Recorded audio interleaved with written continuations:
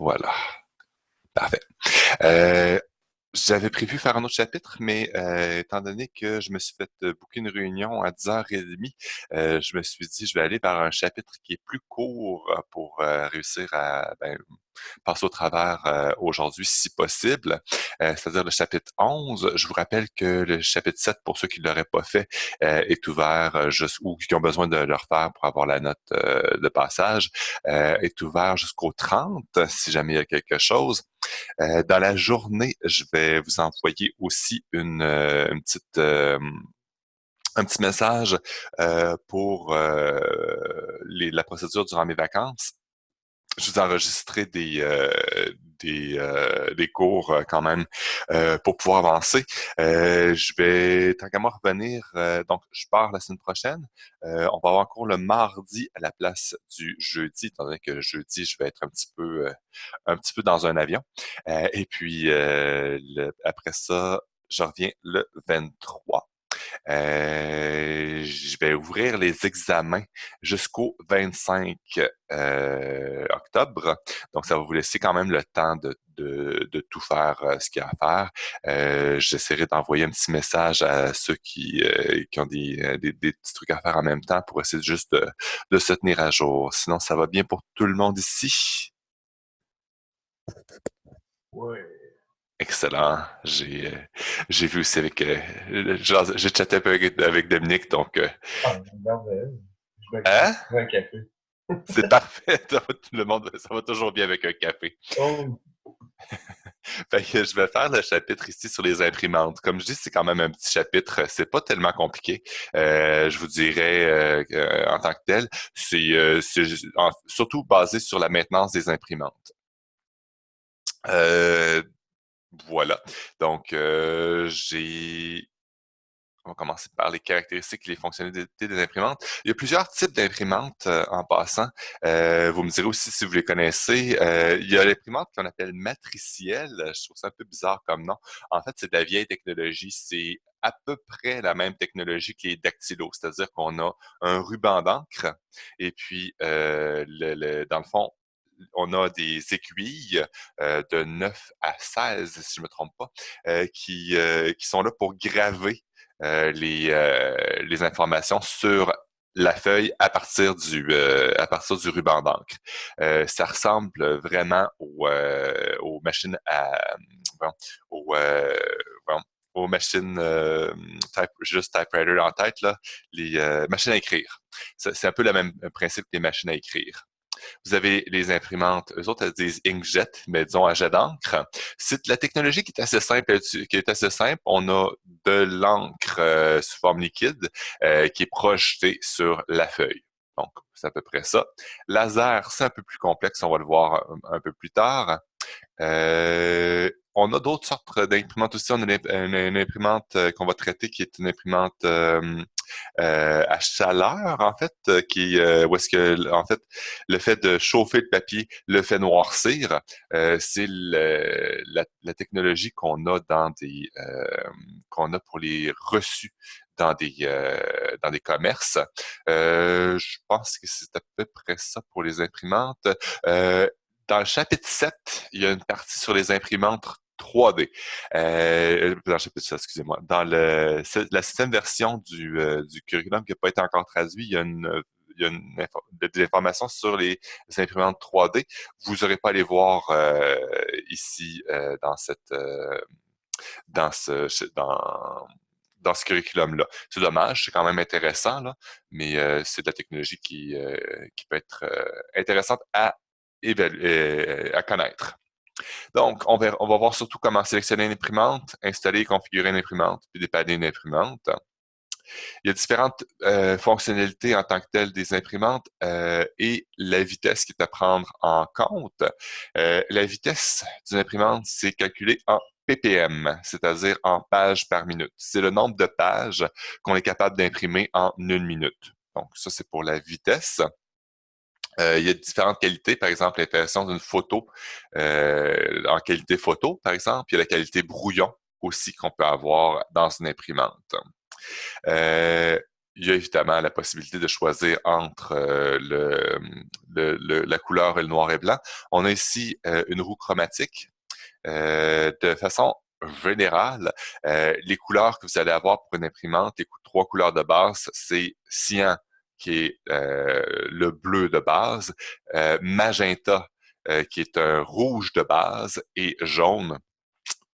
Voilà, j'expliquerai pas c'est quoi jaune. On va rajouter l'acronyme, donc CMJN, donc cyan, magenta, jaune et noir, pour les couleurs d'une imprimante. Donc, plus on est capable d'aller chercher de couleurs et de richesse de couleurs, plus notre impression va être bonne, évidemment. Sinon, pour la qualité, la mesure de la qualité d'une impression, que ce soit en couleur ou non, se fait en PPP, c'est-à-dire en points par pouce. Ce que ça veut dire, c'est que le nombre de pixels, donc de petits points qu'il va y avoir dans un pouce carré, va nous donner la qualité de notre impression. Plus il y a de pixels ou de points par pouce carré, plus il va avoir, plus notre impression va être de qualité. Donc, ce qui est à retenir, je vous dirais ici surtout, c'est PPP pour point par pouce pour la qualité et PPM pour page par minute, qui est la vitesse. C'est surtout les grandes possibilités de l'imprimante. Ce qu'il va aller vérifier aussi, c'est la fiabilité. C'est-à-dire que on va voir au départ ce qui est couvert par la garantie. Par exemple, qu'est-ce qui peut être remplacé et qu'est-ce qui peut pas être remplacé par la garantie. C'est important de le voir quand on fait l'achat d'une imprimante. La possibilité aussi d'acheter une garantie prolongée. Des fois, c'est plus pratique que d'avoir à payer par la suite pour de l'entretien. Euh, Parlant d'entretien, ben, ça fait sur une base prévue. Dans le manuel de l'imprimante ou le site web du fabricant, ils vont vous dire à peu près qu'est-ce qui est à entretenir et à quelle fréquence. Je le dis surtout parce que l'imprimante, c'est quand même il y a plusieurs d'entre vous qui travaillent dans des écoles. Puis ben, on l'imprimante dans une école, on s'entend que c'est assez central. Puis c'est souvent vous qui allez être la personne à appeler quand l'imprimante est buggée. Donc c'est bon, c'est des choses qui sont intéressantes à savoir. Il y a un truc qui est intéressant, c'est sur le site web du fabricant ou dans le manuel, il y a ce qu'on appelle l'intervalle moyen entre les défaillances. Ce qu'en fait, finalement, c'est des statistiques et ils ont essayé de trouver combien de temps en moyenne il y avait entre les problèmes d'imprimante. Donc, par exemple, on disait qu'à peu disons, aux 3 mois, aux 6 mois, aux 9 mois ou aux 12 mois, par exemple, en moyenne, il arrive quelque chose, un pépin avec notre imprimante. C'est intéressant aussi à connaître avant l'achat d'une imprimante pour savoir aussi jusqu'à quel point elle est fiable et justement combien ça va nous coûter dans les faits. Parce que acheter une imprimante, il y a évidemment ce qu'on va appeler un coût d'achat initial, donc le fait de l'acheter, mais c'est une partie seulement de ce qu'on va appeler le coût total d'acquisition. Il faut prendre en compte les entretiens qu'on va avoir à payer, la garantie, si on doit payer une garantie prolongée, le coût des fournitures. Donc, certaines imprimantes vont utiliser un papier spécial. Je vous donne l'exemple des imprimantes à jet d'encre. On peut toujours acheter un papier normal pour l'imprimante à jet d'encre, mais la qualité ne sera pas aussi bonne qu'un papier dédié pour ces imprimantes-là. Le coût aussi du toner, le coût de l'encre, dépendant du genre d'imprimante, est à prendre en compte. Le nombre de pages imprimées par mois, puis combien ça coûte par page. Donc, dans une école, souvent, c'est bon de savoir c'est quoi les besoins d'une imprimante. Aussi parce que faut voir avec la garantie, si jamais la garantie est reliée au nombre d'années qu'on a une imprimante ou au nombre d'impressions. Donc, après c'est un peu comme une auto, là. Une auto, à un moment donné, est garanti selon un nombre d'années ou de kilométrage. Ben, dans le fond, l'imprimante, c'est un petit peu la même chose, dépendant des garanties. Le prix par page, donc combien ça coûte par page, donc toute cette encre-là, la page elle-même, donc les frais de maintenance, combien ça coûte à chaque fois d'appeler quelqu'un pour entretenir l'imprimante. Dépendant où est-ce que vous êtes aussi, si vous êtes en région éloignée ou pas, des fois, il faut payer un temps de déplacement au technicien. Donc, ça prend en compte aussi. Puis bon, je disais justement le coût de la garantie versus garantie de base versus prolongée.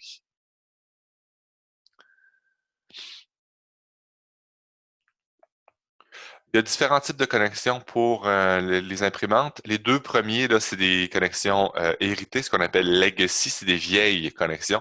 La connexion série, qui était pas très, très rapide. On appelle aussi la connexion COM, C-O-M.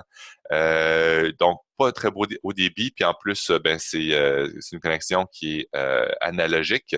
Même chose pour la parallèle qui est analogique, mais par contre, qui permettait d'aller plus rapidement. La vitesse de transmission était plus rapide. Aujourd'hui, je vous dirais qu'en général, les imprimantes, ça se connecte soit USB, soit Ethernet. Certaines imprimantes se connectent par Bluetooth ou par Wi-Fi. Sinon, ben, il y a le port FireWire qui est possible aussi pour connecter l'imprimante. Je reviendrai pas trop là-dessus parce qu'on avait déjà vu un peu les câbles puis qu'est-ce qui est important là-dessus. Si vous avez des questions, je ne vous pas par contre sur ce qui est des câbles, là, mais je veux dire, c'est assez simple en tant que tel. C'est juste différents types de câbles. Je vous dirais que celui-là, pas rapide et analogique. Celui-là, rapide mais analogique. USB, vous connaissez déjà. Ethernet, vous connaissez déjà. FireWire, ben, c'est un câble qui était haut débit, mais je vous dirais que c'est assez rare que j'ai pas vu beaucoup d'imprimantes qui se connectaient par FireWire. Pour l'imprimante à jet d'encre, c'est pas tellement compliqué comme technologie. En fait, vous avez ce qu'on appelle une buse, qui est une espèce on va appeler ça un injecteur d'encre, qui va pousser de l'encre qui est liquide sur une feuille de papier. Donc, ces buses-là, en tant que telles, vont pouvoir être plus ou moins efficaces, donc avoir un point par pouce, pardon, qui va être différent. Et il y a deux sortes de buses. Il y a une buse qu'on va appeler ça à impulsion électrique, c'est-à-dire qu'il va appliquer un élément chauffant autour des buses. La chaleur va créer une bulle de vapeur dans l'élément qui va forcer l'encre à passer par la buse et s'appliquer sur le papier. C'est finalement, dans le fond, c'est vraiment, comment je dirais ça, c'est un peu comme si on avait en fait, ça va créer de la pression sur l'encre pour s'éjecter de la buse sur le papier. La deuxième, on va appeler ça de la piézoélectrique. C'est une sorte de cristaux qu'on va dire piézoélectrique qui se trouve dans le réservoir d'encre. Il y a une charge qui est appliquée au cristal qui va se mettre à vibrer, puis cette vibration va contrôler le flux d'encre sur le papier. C'est donc deux possibilités, mais dans les faits, à chaque fois, c'est qu'on éjecte de l'encre directement sur le papier. C'est pour ça que quand que vous avez une imprimante à jet d'encre, si vous passez votre doigt directement après que ça a été imprimé, vous allez voir que ça va couler, ça va créer une espèce de dans le fond, ce sera pas beau sur votre feuille. La raison, c'est que l'encre n'est pas encore sèche. Ça prend, de manière générale, les imprimantes ont pas un séchoir intégré, ce qui fait que ça prend comme peut-être une minute à peu près avant que l'encre soit sèche entièrement sur les pages. Ça, je le dis, là, vous connaissez déjà probablement ces choses-là. Dans le fond, c'est assez simple. Vous avez une courroie qui amène les pages. Donc, c'est ça qui va prendre les pages une à une et les faire passer devant le rouleau dans lequel vous allez avoir une tête d'impression, donc sur laquelle vous allez avoir et vos cartouches d'encre et vos buses. Et cette espèce de rouleau-là va faire des lignes sur le papier, puis pendant que le papier passe. Donc, ça va finalement imprimer ce que vous avez imprimé pendant que le papier passe ligne par ligne. C'est pas une technologie qui est vraiment complexe, l'imprimante à jet d'encre. L'avantage, ben, c'est qu'il y a un faible investissement de départ. Par contre, allez voir le prix des cartouches d'encre. C'est vraiment très variable. Puis, il y a certaines compagnies vont vous vendre une imprimante à jet d'encre à un coût qui est ridiculement bas, mais par contre, ils vont se reprendre sur le coût des recharges de cartouches d'encre. Allez voir la résolution, évidemment, en PPP, en point par pouce. Allez voir si ça démarre rapidement. C'est absolument le cas pour les imprimantes à jet d'encre parce qu'il n'y a pas de... Contrairement à l'imprimante laser, l'imprimante ne doit pas se réchauffer. Parce qu'il n'y a rien à cuire à l'intérieur de l'encre, de l'imprimante à jet d'encre. Tandis que l'imprimante laser va cuire l'encre sur le papier. Je vais l'expliquer un peu plus tard. Là, il y a des désavantages. Comme c'est de l'encre, les buses peuvent se boucher. Bon, évidemment, les cartouches d'encre peuvent être à prix plus élevé. Puis bon, comme je disais, les pages sont habituellement humides après l'impression, ce qui fait qu'il faut attendre peut-être 1 ou 2 minutes avant de pouvoir utiliser le papier parce que si on met nos doigts dessus, ben, ça va tout, ça va, ça va déteindre l'encre, ça va défaire l'image.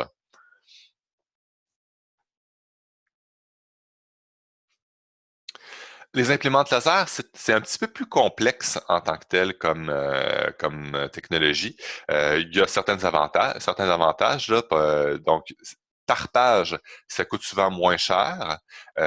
C'est extrêmement rapide habituellement parce qu'en plus, ben, ça cuit l'encre sur le papier, donc ça va plus vite dans ce temps-là. Il y a une grande capacité. Les pages sont sèches directement après l'impression, sont même chaudes. Si vous y touchez, vous allez voir que les pages sont chaudes. L'investissement de départ, par contre, est élevé. Souvent, l'imprimante elle-même va coûter beaucoup plus cher qu'une imprimante au jet d'encre. Pour remplacer le toner à chaque fois, c'est assez élevé.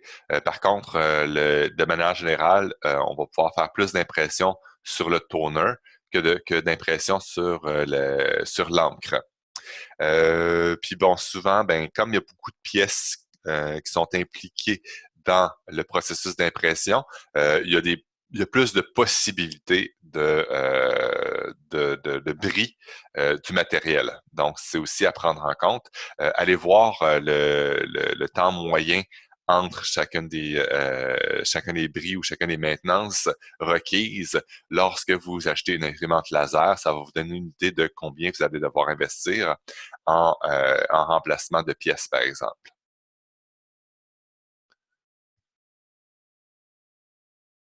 Bon, l'imprimante laser, ça se fait comment? La première chose que ça fait, c'est qu'il y a une puce RAM à l'intérieur une cartouche de RAM à l'intérieur de l'imprimante. Qu'est-ce que ça fait ça? Ben, ça prend en charge les impressions. Donc, quand j'envoie l'impression de mon ordinateur vers l'imprimante, la première chose, c'est que la demande d'impression et toute l'information d'impression est prise en charge par la RAM. Ensuite, ce qu'on va faire, c'est qu'on va charger l'imprimante. On va lui donner pas l'imprimante, pardon. On va charger ce qu'on va appeler le rouleau ici. C'est un rouleau qui est ou tambour ici, qui reçoit une charge d'environ 600 volts, moins 600 volts, pardon, qui est répartie uniformément dessus. Ça, dans le fond, ça va être fait pour réussir à attirer, comme c'est une charge négative, ben ça attire le toner. Le toner, c'est comme comment je vais appeler ça? Comment j'expliquerais ça? Le toner, c'est une espèce de poudre dans laquelle il y a des alliages métalliques. Fait que comme il y a ces alliages métalliques-là, la poudre va être attirée par l'électrostatique de ce qu'on va appeler le tambour. Donc, on a premièrement notre charge, on charge notre tambour. Après ça, on va avoir un laser. Le laser, ce qu'il va faire sur le tambour, c'est ce qui va créer une image négative. Un peu comme quand vous avez des photos à l'époque là, que vous devez faire développer et que vous aviez ce qu'on appelait un négatif. C'est la même chose qui se fait là, c'est qu'on va créer une image négative de l'image qui est imprimée sur le tambour. grâce à un laser. Donc, qui va faire descendre la surface du tambour jusqu'à moins 100 volts. Ensuite, ce qu'on va faire, c'est l'étape du développement, c'est-à-dire on va mettre le toner sur le tambour. Donc, comme je disais, le tambour a une charge négative. Notre toner a des alliages métalliques à l'intérieur, ce qui fait que la poudre va se coller après notre tambour grâce à l'électrostatique. Puis après ça, ben, ce qu'on va faire, c'est que on va décharger le toner selon l'image qui a été transférée sur le tambour directement sur le papier. Donc, c'est l'étape qu'on va appeler le transfert. Donc, à ce moment-là, donc, on décharge le toner du tambour vers le papier. Puis après ça, ben, on va avoir l'étape qu'on appelle de fixation. Littéralement, on cuit le toner sur le papier. Donc, c'est pour ça que dans l'imprimante laser, il y a des pièces qui sont extrêmement chaudes. Il y a des dangers de brûlure si vous touchez ces pièces-là. Donc, chaque fois que vous avez à faire si vous avez à utiliser une imprimante laser souvent et à changer des pièces ou à l'entretenir, je vous conseille vraiment de lire le manuel d'instruction qui va vous dire quelles pièces il ne faut pas toucher. Étant donné que vous pouvez avoir une brûlure facilement au 2e degré, là, puis je niaise pas, comme je vous disais, le toner doit être cuit sur la page. C'est pour ça que les pages sont chaudes en sortant. Donc, voilà.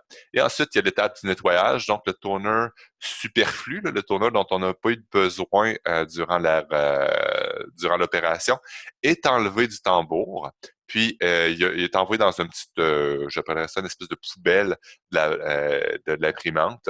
Puis, ben, cette poubelle-là doit être nettoyée une fois de temps en temps. Donc, comme je vous disais, c'est un processus qui est pas mal plus complexe que la plupart des autres imprimantes. Si jamais vous avez des questions, gênez-vous pas, hein, écrivez-moi dans le chat ou vous pouvez aussi prendre la parole, il n'y a pas de problème. Donc ici, je vous conseille de le faire, c'est un exercice sur la partie 1, donc juste de refaire les étapes du, euh, de l'impression laser. On ne le fera pas ensemble, c'est un peu... Oh, vous avez aussi... Juste venir un petit peu en arrière.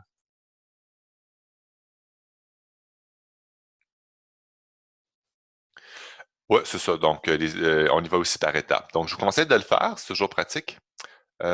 Ici, les imprimantes thermiques, comme je vous disais, c'est surtout utilisé pour les reçus parce que la qualité de l'impression est vraiment mauvaise en tant que telle.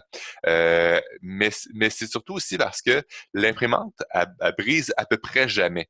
C'est tellement simple, il y a tellement pas de pièces à l'intérieur de ces imprimantes-là parce que ça fonctionne que c'est le papier qui, entre guillemets, crée l'encre. Le fait de chauffer le papier, ça fait en sorte que le noir devient blanc dessus. Donc, si vous, par exemple, prenez ce papier-là, puis vous mettez, je ne sais pas moi, une source de chaleur à côté, bien, il va noircir finalement. Donc, c'est un fonctionnement qui est relativement silencieux. Aucun coût d'achat d'encre ou de toner. La seule chose qui va coûter un petit peu plus cher, c'est le papier, parce que, bien évidemment, il n'y a pas d'encre, il n'y a pas de toner. Ça fonctionne assez facilement, là. Il y a il y a un petit, comment je dirais ça? Ça va fonctionner par ligne. Même chose que pour l'imprimante à jet d'encre. Sauf que notre espèce de buse, cette fois-là, est juste un petit élément chauffant. Une espèce on va appeler ça peut-être une aiguille chauffante qui va se promener sur notre papier, puis qui va, disons, graver les inscriptions sur le papier. Donc, juste en chauffant certaines parties du papier. Fait que comme je vous disais, c'est vraiment pas compliqué comme genre de technologie ici. Évidemment, ben, l'impression couleur est impossible sur ce genre de papier-là. Et aussi, il faut absolument stocker ce papier-là à température ambiante et avec le moins de, euh, d'humidité possible. Par contre, je vous dirais que pour imprimer des reçus, C'est parfait. C'est exactement ce que ça prend. L'imprimante à impact, comme vous voyez ici, là, c'est vraiment, comme je disais, c'est de la vieille technologie, mais c'est encore en utilisation.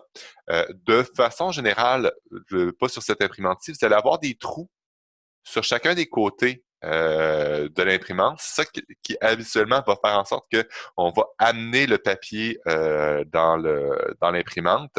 Le papier, lui, habituellement, on l'a pas dans ce cas-ci, mais il est relié les uns aux autres. Donc, c'est de la technologie vraiment de base, de base, de base, de base. C'est encore utilisé parce que justement, ça crée des impacts.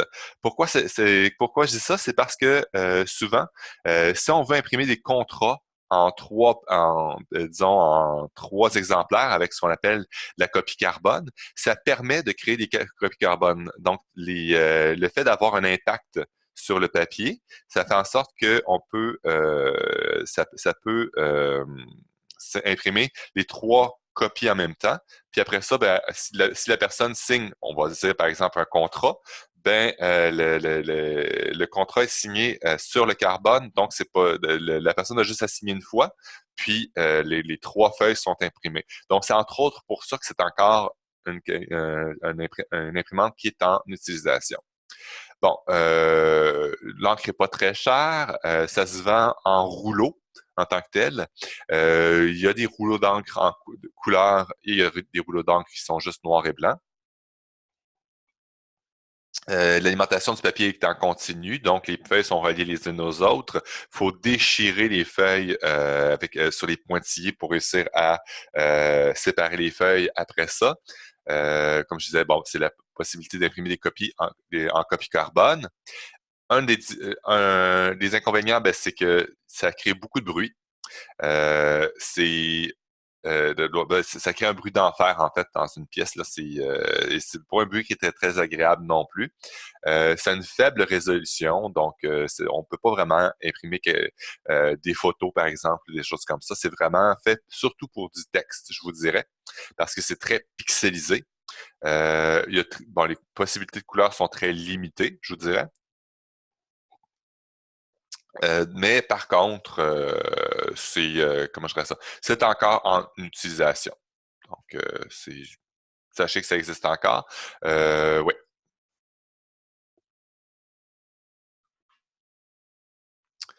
Ah oui, c'est vrai, les imprimantes virtuelles. Je vais sortir mon Word en même temps pour vous le montrer, là. Les imprimantes virtuelles, c'est que plutôt que d'imprimer dans une imprimante, on va imprimer dans un fichier. Il y a différentes possibilités. On peut imprimer, par exemple, dans un fichier qu'on va appeler PRN, mais ça, faut installer pour une imprimante virtuelle pour ça. Par contre, je vous dirais, c'est possible d'imprimer en version PDF, version XPS et imprimer sous forme d'image, donc en image BMP, JPEG, TIFF ou PNG, donc c'est différents formats ici. Pour le faire, ben, je vous montre un peu, là, ça c'est simple, je vais me créer un document ici, je vais aller dans Fichier, Imprimer. Vous voyez ici que je choisis mon imprimante. Non, ça ce que j'ai en haut, c'est des imprimantes physiques. Je peux aussi envoyer à OneNote. Ça va me créer un fichier dans mon OneNote. Je peux imprimer sous forme de fax. Donc, à la place, je vais imprimer dans un fax ailleurs. Mais ici, vous voyez que vous avez la possibilité de print to PDF, donc imprimer directement en version PDF, ou print to XPS. Donc, XPS, c'est un autre format. On le dit là, mais par contre, c'est un format qui était propriétaire de Windows, de Microsoft, mais qui n'a jamais vraiment décollé. Là. C'était là pour remplacer le PDF, mais ça n'a jamais vraiment réussi à remplacer le PDF. Vous pouvez aussi vous imprimer dans différentes autres choses. Je donne un exemple ici. Moi, j'ai Snagit. Snagit, ça me permet, d'entre autres, d'imprimer en version image. Donc, c'est à peu près ça pour l'impression en général. Vous avez aussi la possibilité d'imprimer dans le cloud. Ce que ça veut dire, c'est que vous avez deux possibilités. Soit vous organisez votre imprimante, vous lui donnez une adresse IP, vous la rentrez dans votre routeur et ensuite ben, vous organisez pour pouvoir imprimer de n'importe où dans le monde en ayant l'adresse IP de votre imprimante, etc. Là, je vous épargne les détails. Ou ben, vous faites appel à Google Cloud Print. Google Cloud Print, c'est une application qui permet de se connecter à votre imprimante via le web. Et c'est pas mal plus simple. Donc, c'est ça. Donc, c'est deux possibilités. Donc, soit vous allez avec la manière compliquée, ou vous allez avec Google Cloud Print, ce qui est quand même relativement simple pour pouvoir imprimer de n'importe où.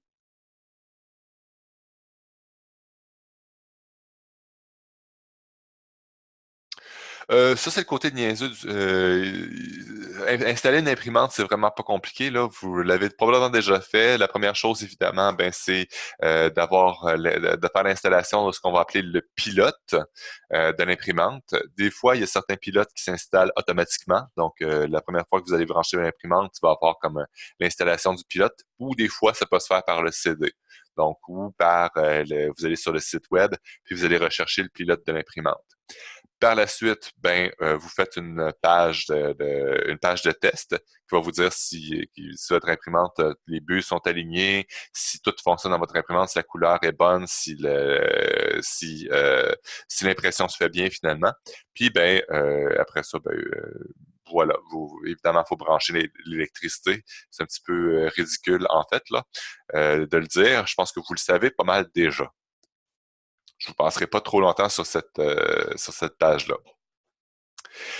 Il y a deux grands types de pilotes pour l'impression. Vous avez ce qu'on appelle le PostScript et le PCL. Et ça dépend vraiment de l'imprimante elle-même.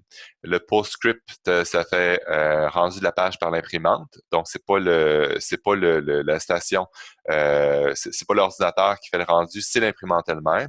Le résultat est donc de meilleure qualité parce que l'imprimante va reconstituer l'image, ça gère des travaux d'impression plus complexes. Puis, l'avantage, c'est que le résultat est identique sur toutes les imprimantes parce que c'est l'imprimante qui gère l'impression.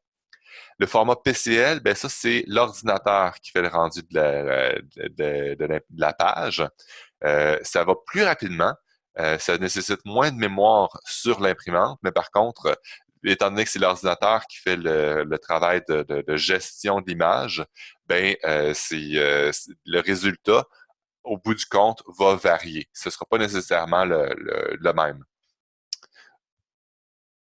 Donc, ce qui est à savoir là-dedans, c'est la différence entre les deux logiciels. Donc, PostScript ou PCL, c'est de l'information la plus importante, je dirais, pour l'examen.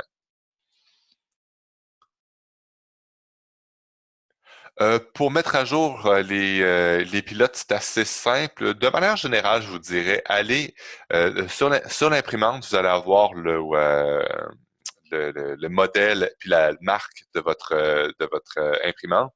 Ce qui fait que moi, ce que je vous dirais, c'est aller sur le site du fabricant. Sur le site du fabricant, vous avez une section qui va s'appeler Pilote.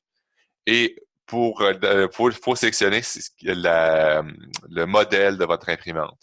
Je sais pas moi, si c'est HP SL 300, vous allez aller sur le site de HP, puis vous allez rechercher SL 300 dans les pilotes. Puis après ça, ben, c'est comme n'importe quel autre programme. Vous téléchargez le pilote.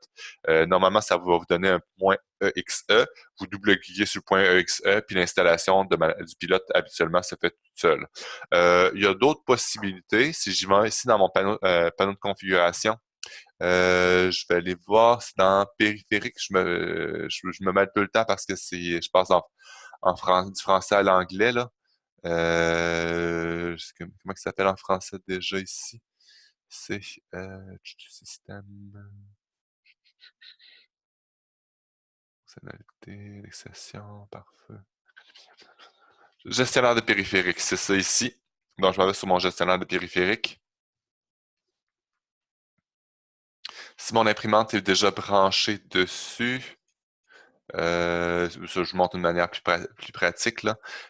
Si mon imprimante est déjà branchée dessus, je peux, par exemple, aller ici et aller cliquer sur mettre à jour le pilote du périphérique. C'est une autre manière de faire pour aller faire une mise à jour. Donc, assez simplement, je m'en vais dans mon panneau de configuration. Je vais aller dans mes gestionnaires de périphériques et ensuite, je vais sélectionner mon imprimante. Puis, je vais aller télécharger le pilote du périphérique. C'est une autre manière de faire.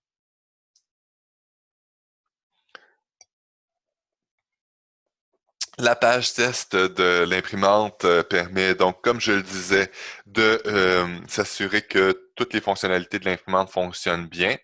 On vous donne ici la manière de faire pour aller imprimer une page test. De manière générale, dans votre application, dans votre pilote d'imprimante, vous allez pouvoir aussi imprimer une page test.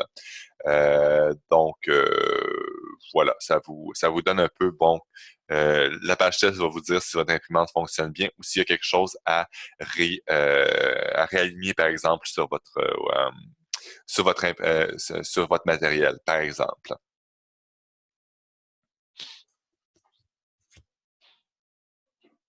Il y a d'autres fonctions de l'imprimante qui sont à tester. Par exemple, le recto verso. Les vérifier qu'on peut sélectionner les différents bacs d'alimentation. Donc, souvent, vous allez avoir plus qu'une sorte de papier dans une imprimante. Vous allez avoir, mettons, du 8,5 par 11, 8,5 par 14, du 11 par 17, des fois même. Donc, vous allez vérifier que vous êtes capable d'aller chercher les différents bacs. Euh, on peut imprimer en noir et blanc, même sur des imprimantes en couleur ou en niveau de gris. Donc, vous pouvez les vérifier que ça fonctionne. L'impression en mode brouillon, c'est que ça va utiliser moins d'encre pour imprimer une même feuille. Sur des imprimantes scanner, on a souvent ce qu'on appelle de l'OCR, c'est-à-dire de reconnaissance optique des caractères. Ce que ça fait, c'est que vous allez avoir, admettons, une page avec du texte. Vous le mettez sur le scanner et le scanner reconnaît les caractères. Donc, vous pouvez par exemple le transférer, plutôt que de le transférer comme une image, vous pouvez le transférer comme du texte. Donc, l'ouvrir par exemple avec Word. Ce serait un exemple ici. Et évidemment, l'assemblage. Je vais vous montrer un petit peu rapidement, là. Si je m'en vais dans mes impressions ici, je peux choisir l'imprimante. Je peux décider les pages que je vais imprimer. Donc, juste la page 1 et 2, mettons. Ici, est-ce que j'imprime en recto verso? Donc, oui ou non. L'assemblage, c'est, disons que si j'imprime, mettons, 10 fois le même document, est-ce qu'il va être assemblé? Donc, chaque feuille va être la page 1, 2, 3, 4, 5, 6, 7, 8, 9, 10. Puis après ça, 1, 2, 3, 4, 5, 6, 7, 8, 9, 10. Ou ben non, je vais avoir, mettons, 10 pages 1, 10 pages 2, 10 pages 3, 10 pages 4, 10 pages 5, etc. Donc, ça, c'est pour l'assemblage. Ça, c'est des différents formats de papier. Donc, si je peux sélectionner les différents bacs. Mes marges en tant que tel, c'est pas super important. Le nombre de pages par feuille que je vais imprimer. Sinon, si je m'en vais dans les propriétés de l'imprimante ici, je peux choisir la qualité du papier, donc en noir et blanc, et décider d'imprimer en noir et blanc ou en couleur. Donc, le support, donc voilà. Et bon, les bacs, je peux choisir le bac d'alimentation du papier. C'est à peu près ça pour l'information. Ah, si je m'en vais dans avancer, y a d'autres choses qui seraient importantes? Nombre de copies, je pense que c'est pas mal ça.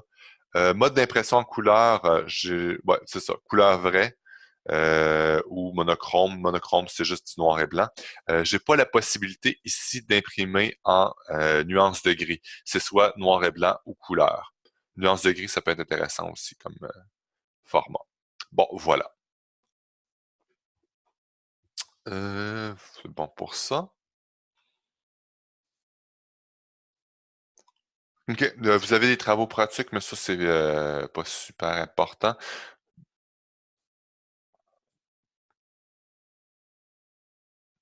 OK, on a bon le type de papier, qualité d'impression, j'en ai parlé, impression couleur, impression noir et blanc, impression en nuance de gris, j'en ai parlé. Format du papier, orientation du papier, ben, c'est soit paysage, soit portrait. Voilà. Composition, donc ça c'est moins important, je dirais. Recto verso, vous connaissez déjà. Assemblée, j'en ai parlé. Tout ça, c'est beau, parfait. On peut aussi gérer des fois, selon les imprimantes, là, la gestion des couleurs. Des fois, on peut avoir couleur vraie, comme on a vu tantôt, qu'on avait en 24 bits. On pourrait aussi avoir l'impression en des couleurs moins vives, ou en noir et blanc, évidemment. Et puis la vitesse d'impression. Donc, normalement, notre imprimante, par défaut, voit à une certaine vitesse. On peut la faire aller plus lentement, en fait. Pas mal ça. OK. Euh, pour aller chercher une imprimante, on va aller dans notre panneau de configuration.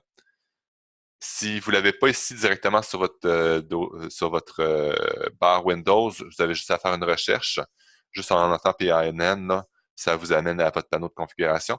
Moi, ce que j'ai fait ici, c'est que je l'ai épinglé sur la barre de tâches. Vous pouvez aussi l'épingler sur votre écran d'accueil. C'est ce que moi j'ai fait parce que je m'en sers pas mal tout le temps de ça. Donc, je clique dessus. C'est bon. Vous avez ici un truc qui s'appelle périphérique et imprimante. Et puis, vous cliquez ici pour ajouter une imprimante. Ce que ça va faire, c'est que ça va se mettre en mode découverte, puis ça va essayer de trouver les imprimantes qui sont disponibles sur votre réseau ou les imprimantes qui sont branchées, évidemment.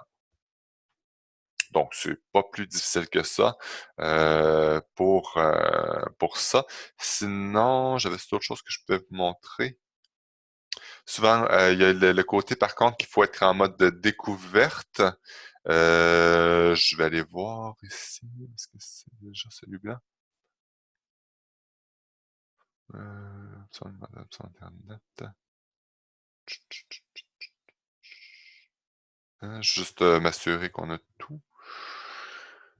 Sans sécurité maintenance. Ah oui, dans sécurité maintenance. Euh, Non, je vais la retrouver plus tard, c'est pas grave. Mais c'est ça, ça va être en mode découverte, mais c'est ensuite d'aller chercher notre imprimante ici par le panneau de configuration et cliquer sur périphérique imprimante et ensuite ajouter une imprimante. Par la suite, ben, normalement, vous avez une imprimante par défaut. Si je décide de choisir celle-là, je vais faire un clic droit dessus et je vais cliquer sur définir comme imprimante par défaut. Ça veut dire que par défaut, quand j'imprime, c'est cette imprimante-là qui va servir.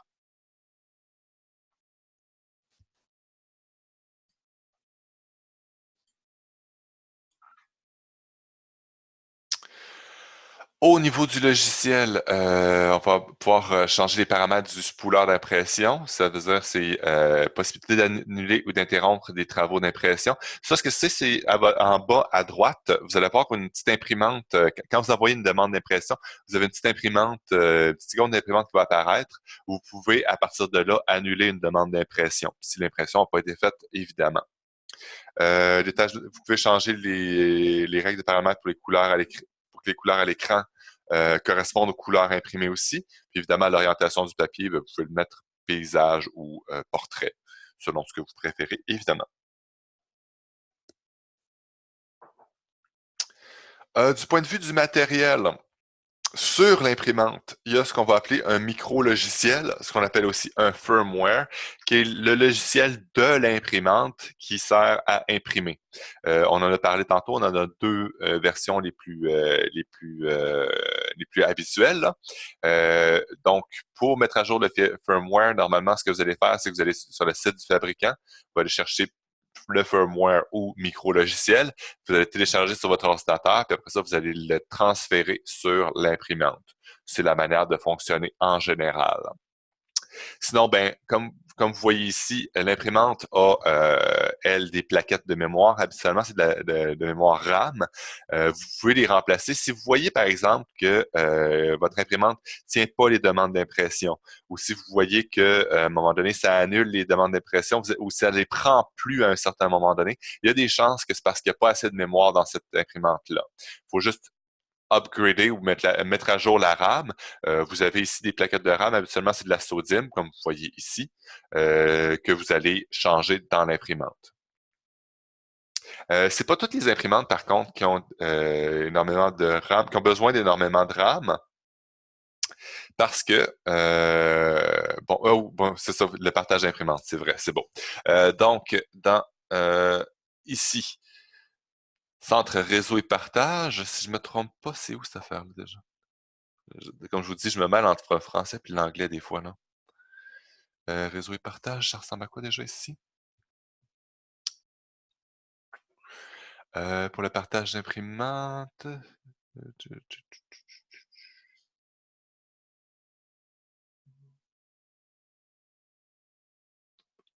Juste un petit peu plus haut. Pardon? Juste un petit peu plus haut. Juste un petit peu plus Les haut? autres, centre de réseau de partage. Euh, La Ah première ben ligne. oui, c'est beau, parfait, merci. Comme je vous dis, là, je me mêle des fois entre le français et l'anglais. Donc, voilà, centre réseau et partage. Vous avez modifié les paramètres de partage avancé, ici. Donc, je refais là juste pour les besoins de la cause. Là. Ici, dans votre panneau de configuration, centre réseau et partage, merci Clovis. Et vous avez ici modifier les paramètres de partage avancé. Pour pouvoir découvrir des imprimantes sur votre réseau, il faut absolument ici que vous mettiez activer le partage de fichiers et d'imprimantes. Sinon, ce ne sera pas possible de découvrir des imprimantes, comme je vous dis, sur le réseau. Fait que quand vous allez arriver pour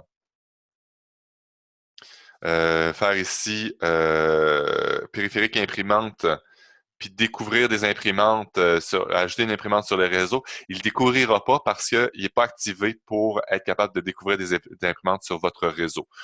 C'est un petit truc ici que je vous donne pour essayer à aller chercher les imprimantes qui sont sur votre réseau. Euh, par la suite, pour aller chercher une imprimante partagée, ben, c'est le même truc que je vous disais tantôt. C'est juste d'ajouter une imprimante à partir du centre de euh, ici, périphérique et imprimante. Je ne le réexpliquerai pas, là. C'est assez simple à faire en tant que tel. Vous cliquez sur Ajouter une imprimante et comme votre ordinateur est en mode découverte, vous êtes capable d'aller chercher et découvrir des imprimantes de cette manière-là. On vous donne ici, c'est bon. Ah, peut-être vous dire, je vais revenir ici. C'est possible aussi d'aller chercher. Si vous n'êtes pas capable d'aller chercher votre imprimante, mais vous connaissez l'adresse IP de l'imprimante, vous pouvez cliquer sur Add a printer using TCP IP address and our hostname. Vous faites Next, puis après ça, vous pouvez aller entrer manuellement l'adresse IP de l'imprimante aussi. Donc, c'est possible de le faire de cette manière-là aussi, plutôt qu'en mode découverte. Connexion aux imprimantes sans fil, ben vous connaissez déjà la norme Bluetooth, donc je n'expliquerai pas trop comment ça fonctionne. Sachez par contre qu'il y a un protocole qui peut être utile à part Bluetooth. Certaines imprimantes sont, euh, sont, euh, utilisent le protocole Bonjour. Le protocole Bonjour, c'est un protocole de Mac, mais par contre, si vous allez télécharger Safari pour Windows, automatiquement, vous allez pouvoir vous télécharger le protocole Bonjour de Mac aussi sur un PC. Puis ce que ça fait, c'est que c'est un protocole de découverte de matériel qui est pas mal plus rapide que le Wi-Fi, que le Bluetooth, qui vous permet de vous connecter à votre imprimante de façon très, très, très, très, très, très facile. Je vous dis par contre, que c'est seulement sur les imprimantes qui sont, vous allez le voir sur la boîte, là, qui sont compatibles avec le protocole Bonjour de Mac. Des serveurs d'impression, en tant que tel, c'est pratique. C'est vous avez deux sortes de serveurs d'impression. Vous avez un serveur qui est dédié, puis un serveur qui est plus, j'appellerais ça réseau. Donc, les autres parlent d'un serveur d'impression logicielle. Ah, ils vous en parlent ici justement du protocole Bonjour. Donc, il vous l'explique un peu comment ça fonctionne ici. Ça, c'est bien beau. Bon, serveur d'impression matérielle. Ça, c'est ce qui m'intéresse le plus. Vous avez deux sortes ici. Vous avez ce qu'on appelle un serveur d'impression que je vais appeler dédié. Et vous avez un serveur, vous avez ici l'exemple de Airport Extreme. Airport Extreme d'Apple permet de gérer les demandes d'impression.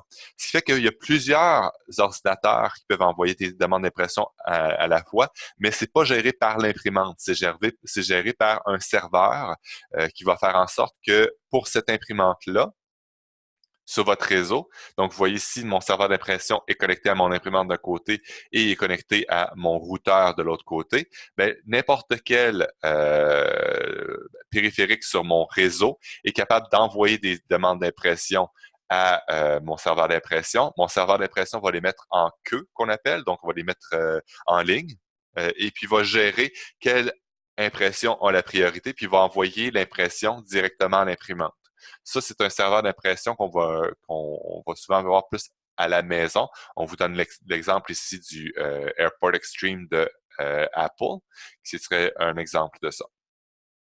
L'autre, c'est un serveur d'impression dédié. C'est ce que vous risquez d'avoir le plus souvent dans une entreprise. Ce que c'est finalement, c'est que vous avez un réseau d'entreprise. Vous voyez que votre serveur d'impression n'est pas relié directement aux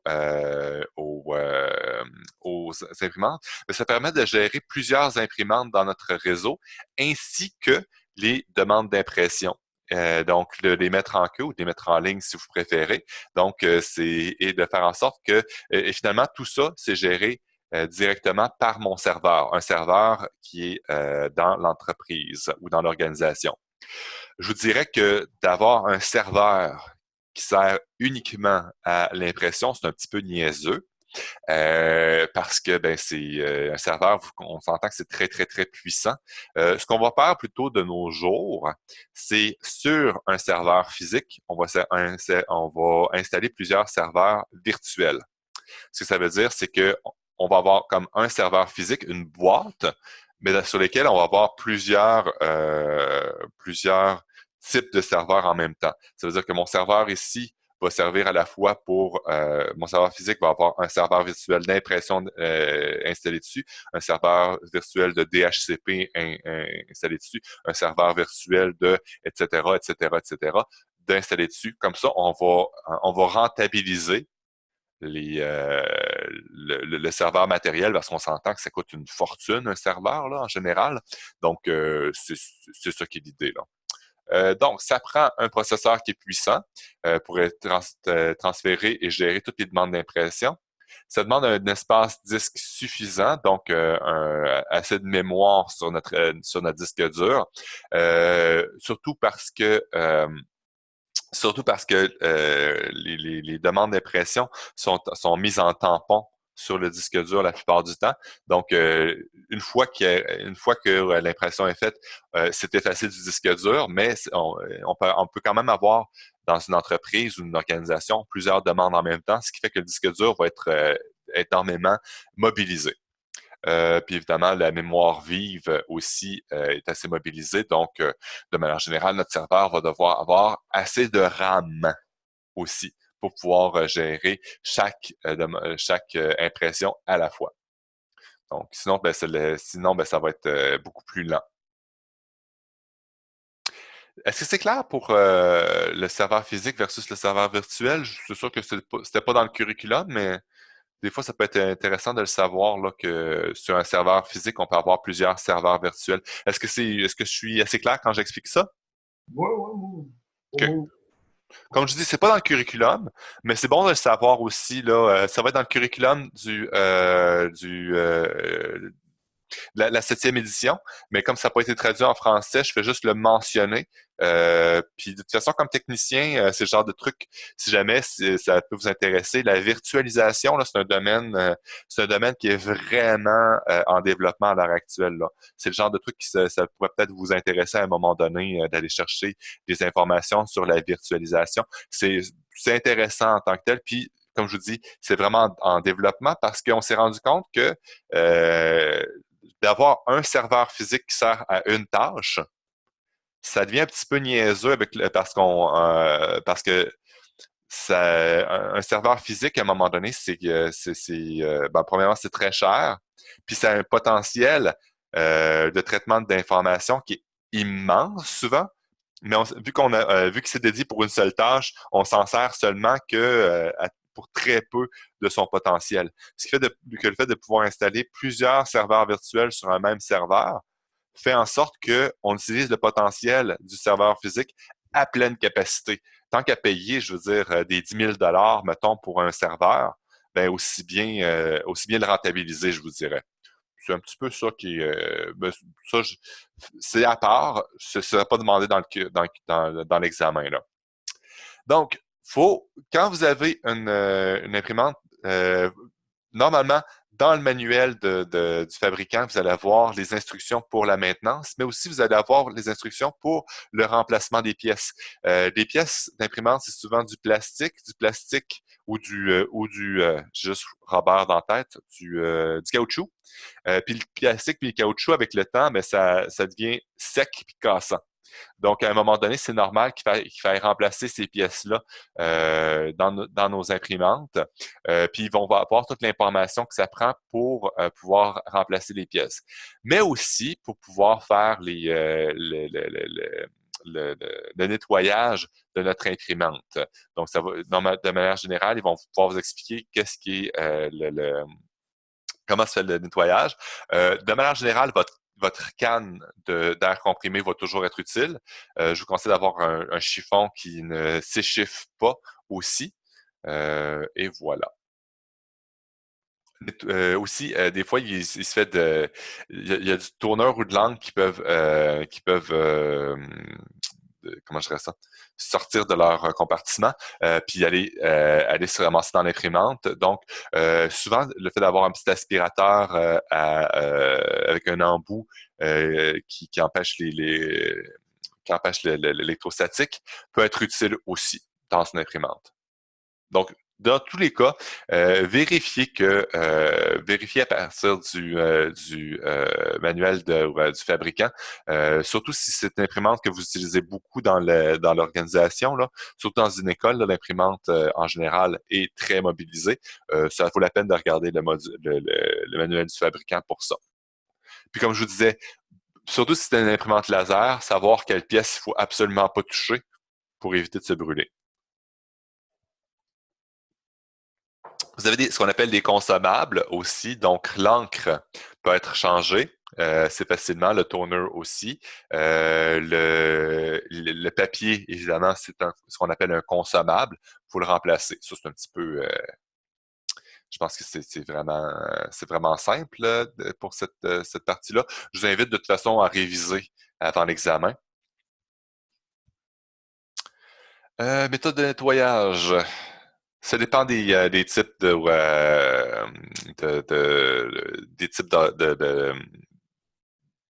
d'imprimante. Comme vous voyez ici, souvent dans le logiciel qui vient avec l'imprimante, avec le pilote, vous avez la possibilité de cliquer sur nettoyer les cartouches d'encre. Donc, ça va s'assurer qu'il n'y a pas il n'y a pas d'encre séchée ou qui se ramasse au bout des bus, par exemple. Vous pouvez aussi cliquer sur nettoyer l'imprimante pour éviter les traces sur le verso de la page.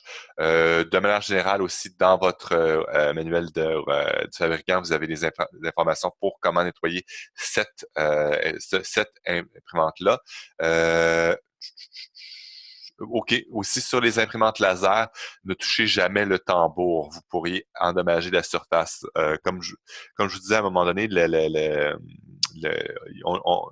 naturellement, sur nos doigts, on se fait une petite couche de gras et on veut pas que ça se ramasse sur le tambour. Donc, n'y touchez pas. Et si vous avez à y toucher, ben, prenez un gant spécial pour ça. Sinon, ben, les pièces mobiles, on peut utiliser un chiffon qui ne s'échiffe pas. Ici, les rouleaux en tant que tels, vous pouvez utiliser un chiffon humide, pas trempe, mais humide. Pour les imprimantes à jet d'encre, vous pouvez nettoyer les mécanismes de manipulation avec du papier sec et un chiffon humide. Du papier avec un chiffon humide, pardon. Certaines pièces doivent être parfois lubrifiées ou graissées. Allez voir votre manuel du fabricant pour ça. Évidemment, avant de procéder au nettoyage, débranchez votre imprimante pour éviter les risques d'électrocution. Voilà. C'est pas mal ça.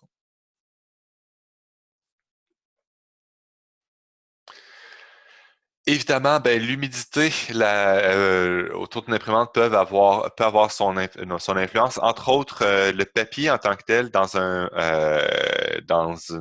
environnement humide a tendance à s'agglomérer. C'est-à-dire que l'imprimante sera plus capable de séparer les feuilles individuellement parce qu'elles vont être comme collées ensemble à cause de l'humidité. Donc, conservez le papier au sec. Conservez l'imprimante dans un endroit frais à l'abri de la poussière.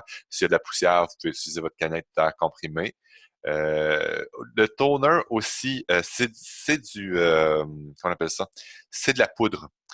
Donc, si dans un milieu humide, la poudre va avoir tendance à s'agglomérer aussi, puis votre toner risque d'être inutilisable. Voilà.